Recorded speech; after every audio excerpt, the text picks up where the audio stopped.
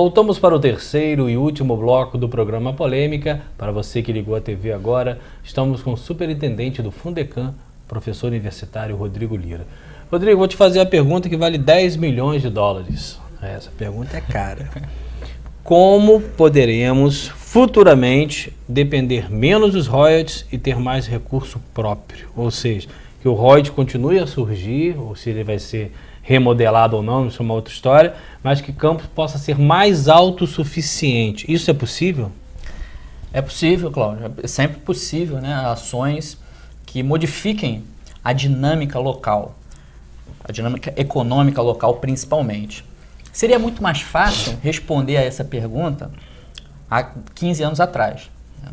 É o tempo que a gente, por exemplo, na universidade, a gente vinha falando sobre a importância de se criar um fundo, não um fundo de fomento, sim, mas um fundo para as reservas dos royalties e participação especial.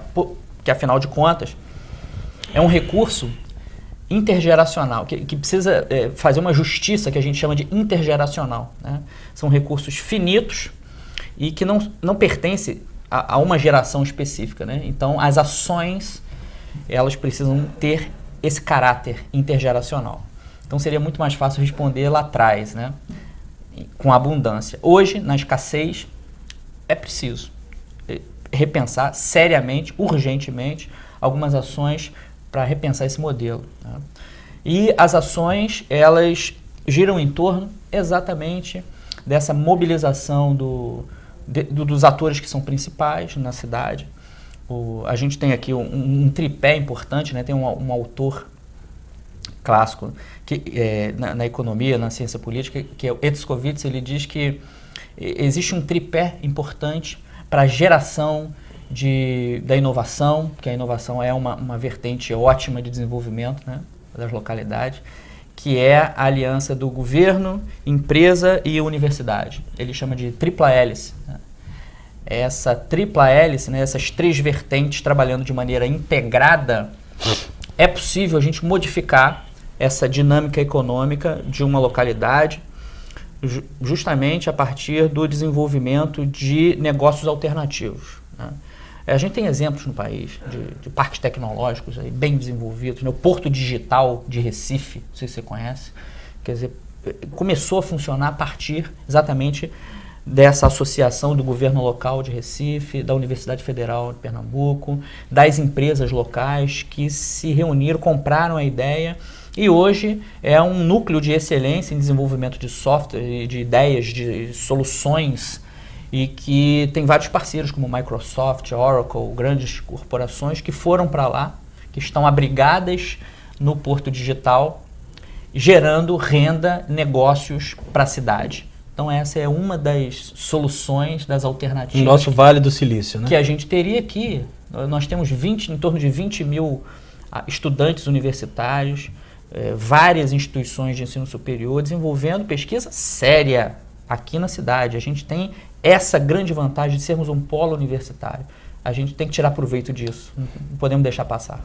Agora, esse polo universitário em si, Campos hoje, na sua opinião, ela depende muito ainda do universitário de fora, ou a cidade começou a ficar autossustentável com o corpo universitário local? Não, tem muita gente que vem de fora. A gente percebe isso pelos ônibus que ficam estacionados ali em frente ao ENF, nas imediações ali da Universidade Cândido Mendes. São dezenas de ônibus que vêm pela parte da manhã, que vêm à noite, trazendo os estudantes das cidades do entorno. Já foi maior, inclusive, porque com o próprio boom, né, das instituições de ensino superior, hoje você já tem instituição de ensino superior em São Fidélis, por exemplo, você já tem Macaé com mais volume, você tem Bom Jesus. Antes eram cidades... Cachoeiro, né? Cachoeiro, então já tem várias instituições. Rodrigo, ninguém em sã consciência vai deixar de estimular uma pessoa a fazer um mestrado, a fazer um doutorado. Conhecimento, eu acho que é a única coisa que entra governo e sai governo, não tiram da gente. Agora, vamos analisar um mestrado privado, que demanda tempo, dinheiro, muito estudo. e infelizmente o retorno imediato no mercado de trabalho não é igual. Como recomendar e continuar incentivando essas pessoas a se qualificarem no meio universitário, mas sem dar a eles a certeza do mercado de trabalho? Olha, por incrível que pareça, o Cláudio, apesar da crise econômica, né, no âmbito geral, uma perspectiva mais interessante de conquistar uma vaga no mercado é por meio das especializações estrito sensu. A gente tem visto aí... Explica aí pra gente. A especialização estrito sensu é exatamente... Se difere da lato sensu, né, que são as especializações MBAs tradicionais, e tem um caráter executivo, né, empresarial. O estrito sensu são os mestrados, os doutorados, tal, e que tem essa pegada acadêmica. A gente tem ainda uma possibilidade maior de inserção e de alternativas na área de ensino. Então, a gente ainda recomenda não só para... Existe, inclusive, uma modalidade de mestrado profissional, quer dizer, você pode até conciliar, fazendo um mestrado, você ganha a possibilidade de atuação em duas vertentes, né? Como ele é profissional, você pode atuar em empresas, no mercado, em prefeituras, tal, e também como pesquisador acadêmico. Quer dizer, você amplia a sua frente de trabalho, aumentando a possibilidade de inserção. Então, a gente continua recomendando e a gente percebe aí as dificuldades, os desafios, né, governamentais, empresariais, cada vez maiores, necessitando de conhecimento, de pessoas especializadas, e a gente recomenda os programas estrito sensu para tentar solucionar esses problemas, colaborar para esses desafios, né? A gente tem aí a Fátima, de que sabe, prefeita. Sim. Né? Ela foi nossa aluna lá do mestrado em Planejamento Regional e Gestão de Cidades, e tem vários outros políticos, outras pessoas ligadas à questão pública e privada também, procurando os mestrados particulares com esse intuito, sabe, Cláudio? Engraçado. Nesse ano, no processo seletivo, a gente, apesar da crise, apesar do cenário, a gente teve um aumento na procura. Maravilha. Uma quantidade maior de pessoas procurando a especialização. Até porque, na escassez, quando você diminui as vagas do mercado de trabalho, as empresas ficam mais seletivas. Então, elas selecionam aqueles que possuem os diferenciais e tudo mais. Então, mais do que nunca é a hora de se especializar. Agora, Rodrigo, vamos voltar a um questionamento que nós fizemos no primeiro bloco com relação ao advento das redes sociais. Eu vou dar um pequeno exemplo só para entrar na pergunta. Antigamente, há 10, 12 anos, se você fosse a Disney, era um sonho do sonho do sonho, porque você não tinha um YouTube, você não tinha um Facebook, você não interagia tanto das novidades. Como hoje sustentar o aluno em sala com tanta diversidade de informação, de comunicação? Como é que o professor consegue realmente segurar aquele corpo discente, vamos dizer assim? O professor ele precisa se reinventar, Cláudio. Precisa se reinventar porque essa geração que está chegando às universidades é uma geração diferente, com paradigmas diferentes, que não são aqueles imigrantes digitais como nós. Nós, na nossa adolescência, a gente não tinha internet, não tinha conexão, tal. Então, a gente aprendeu a lidar com essas coisas, né? Nós somos os imigrantes digitais. E essa geração não, eles são nativos digitais. O meu filho, por exemplo, ele tem 9 anos. Quando ele entra num ambiente que não tem a internet, ele não entende. Por que aqui não tem internet? Ele acha que a internet é da natureza, assim, né? Igual o ar que a gente respira. Então, é esse desafio que a gente tem pela frente. Então, o professor normalmente é de uma geração diferente do aluno, ele precisa se reinventar. E essa reinvenção passa por reaprender as técnicas da relação de ensino-aprendizagem. Muitas pessoas criticam, né, o uso... o aluno fica em sala de aula com um smartphone, olhando as redes sociais. Pô, tudo bem, se o costume é esse, porque ao invés de proibi-lo simplesmente, a gente não cria um mecanismo de utilização do smartphone em sala de aula. E hoje é importante, o código, jurisprudência... Sim. Hoje, na aula de direito, você tem como consultar ali na hora, e você pode pedir que o aluno faça essa consulta ali para dar aula. Você vê nas próprias igrejas, as pessoas com celular, as bíblias Hoje a tecnologia faz com que você tenha tudo num aparelho pequeno. É isso aí. O que precisa ocorrer é o remodelamento, a reinvenção, a quebra de paradigmas do ensino tradicional. Quer dizer, aquela coisa de copiar no quadro, alunos, copiar... Até o próprio sentido de sala, né? Um atrás do outro, né? Isso tudo circular. Então, uma das poucas coisas que mudaram, né?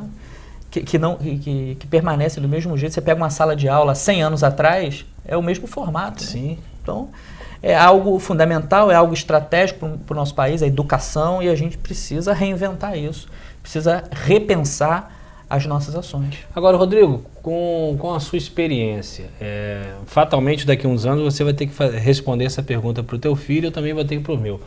Mercado de trabalho, quer fazer um curso universitário, mas quais são as tendências profissionais a serem indicadas? É lógico que a pessoa, cada um tem um dom, às vezes tem um trato específico para aquilo, você sabe que aquela pessoa já está talhada para aquele momento, mas às vezes precisa de uma orientação.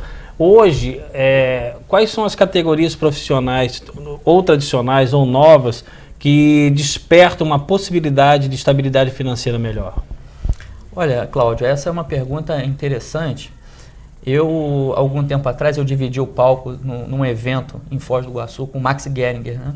Eu tive o privilégio, né, que é um palestrante renomado, conhecido, representando a própria universidade. Eu dividi o palco com ele num conjunto de apresentações lá e pude conversar muito com ele sobre essas questões. Ele falou algo interessante e que eu, de certa maneira, concordo. Ele disse que o profissional do futuro, né, as pessoas às vezes fazem essas perguntas, é o profissional multidisciplinar, perfeito, conectado. Né?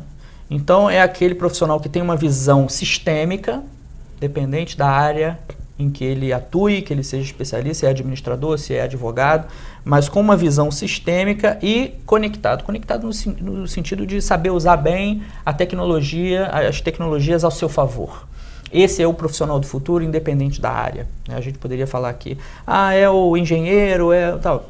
Todos esses profissionais têm uma possibilidade de projeção, de aproveitar bem o mercado de trabalho daqui para frente, mas dentro dessas prerrogativas eu concordo plenamente com ele, eu acho que o caminho é por aí. E aí, baseado nisso, a gente precisa repensar também a formação, né, dos nossos alunos, das pessoas, e incorporar nas matrizes curriculares o incentivo a essa multidisciplinaridade, a essa visão sistêmica, e utilizando essas ferramentas cada vez mais modernas. Rodrigo, nós sabemos que quem quer vai à luta, quem quer corre atrás, quem quer consegue seus êxitos e objetivos. Mas nós sabemos que nós temos um cenário universitário um pouco diferente agora do aluno que trabalha, né? Que às vezes chega estafado, chega cansado, tem uma carga horária alta. Como equilibrar esse perfil de aluno diferente daquele aluno que está ali só para estudar? Isso aí, a gente tem os dois modelos, na verdade, né? Aquele que sai do ensino médio, fresquinho, que o pai ainda mora com o pai, ainda tem uma facilidade de se concentrar nos estudos. Às vezes esse aluno ainda faz 2 cursos superiores, a gente tem muitos casos desses ainda, né? Mas a maioria realmente é o estudante trabalhador, é aquele que tem as suas atividades laborais aí pela manhã, na parte da tarde, e que enfrenta um terceiro turno cansativo nas universidades. É tentar mudar o modelo de educação para esse cara ele não dormir na sala de aula, né? Mas ele precisa fazer um papel importante, ele precisa entender que esse esforço que ele está fazendo nesse momento é um investimento na vida dele. É um investimento, isso não vai ocorrer para sempre, ele está se esforçando ali, vai colher os frutos um pouco mais à frente. Então, disciplina é uma coisa importantíssima. Disciplina é aquela coisa do cuidado, de fazer acontecer, evitar aquela procrastinação, né? Aquela cultura de deixar para depois, deixar para amanhã. Vamos resolver as coisas. Tem muita gente embarcada. Muito. Muita gente embarcada que estuda. Você olha o desafio, né? No tempo que ele está em terra, ele procura uma instituição, ele se dedica.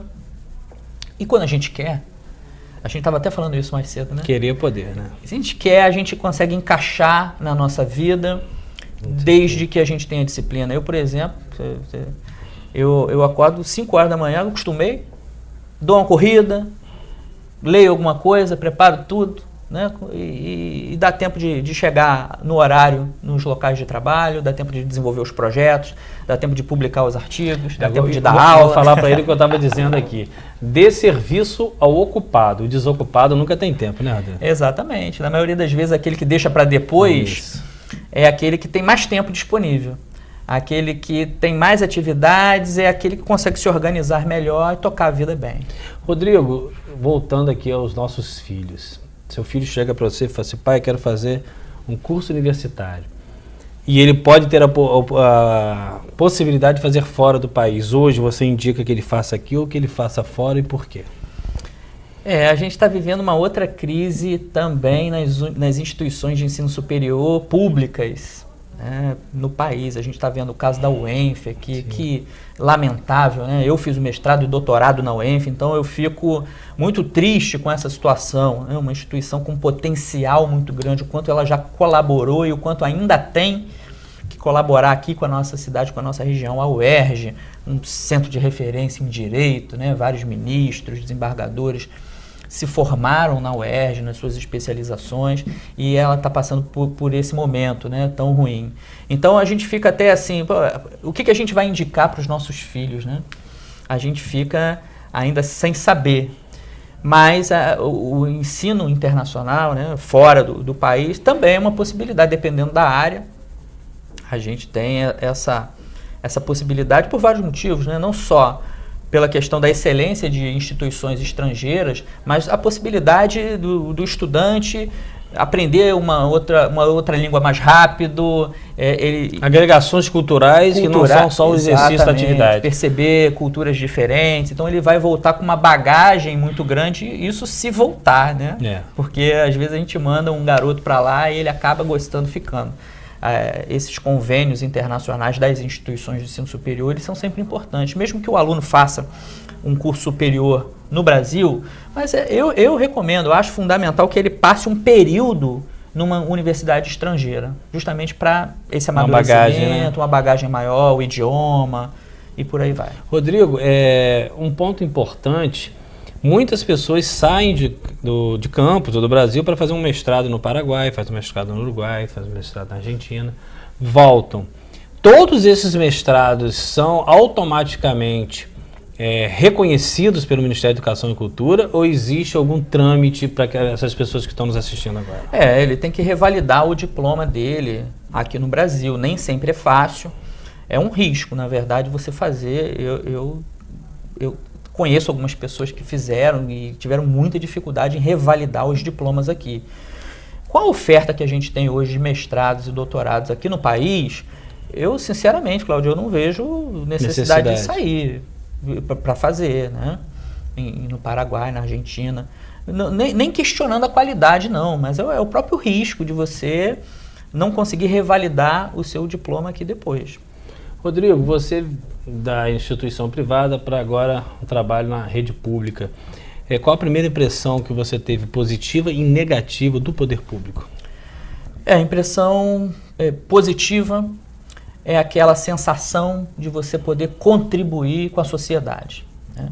Eu sou especialista em democracia, em política, né? O meu doutorado é em política. Eu sempre discuti isso muito. Já atuei também com consultoria governamental, né? Então, de certa forma, eu conheço boa parte dos processos públicos e tudo mais. Mas, então, a primeira percepção positiva é nesse sentido, sabe, Cláudio? Da gente poder contribuir efetivamente, fazer a diferença para as pessoas do nosso município. E eu sou campista agora, né? Meu filho é campista, então eu já adotei a cidade. Você é Eu sou do Rio, mas já estou aqui há muito tempo e já adotei a cidade me adotou, já tenho muitos amigos aqui de muito tempo.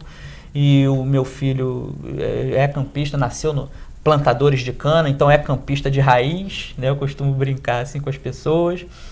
E a visão negativa, né, da área pública são aqueles vícios que a gente ainda percebe, né? Não estou falando dos governantes principais, mas estou falando dos próprios sistema, do sistema, né? Como eu falei anteriormente, existem algumas gramáticas políticas do nosso país que são muito difíceis de serem extirpadas, de serem modificadas, e a gente ainda percebe algum ranço nesse sentido.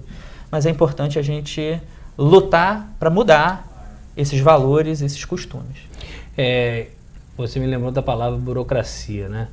Toda vez que a pessoa quer reclamar de alguma coisa, você fala, mas aquilo ali é uma burocracia. Quando, na verdade, me corrija se eu estiver errado, o sentido ideal da burocracia é justamente o contrário, né? Eu protocolo uma coisa aqui, ela está aqui, amanhã eu sei que ela foi para cá, e já chegou o chefe, né? Isso aí. Agora, Rodrigo, a gente só tem 1 minuto e eu queria primeiro agradecer muito a você pela atenção, pelo carinho.